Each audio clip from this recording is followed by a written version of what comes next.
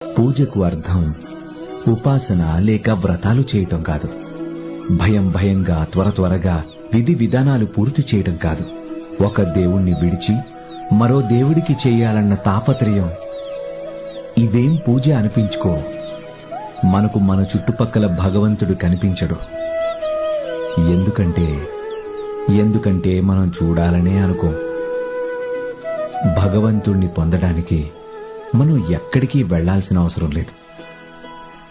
అమ్మలో భగవంతుడున్నాడు, నాన్నలో భగవంతుడున్నాడు, పిల్లల్లో భగవంతుడున్నాడు, చివరికి మనిషి యొక్క కర్మలో కూడా భగవంతుడే ఉన్నాడు. ఒక మొక్కకు నీరు పోయడం దగ్గర నుంచి అమ్మా నాన్నల కాళ్లు ఒత్తడం, పశువులకు సేవ చేయటం స్వయంగా నీ కర్మలే. నీ కర్మల్లోనే భగవంతుడు ఉంటాడు. నువ్వు నీ కళ్ళు మూసుకున్నప్పుడు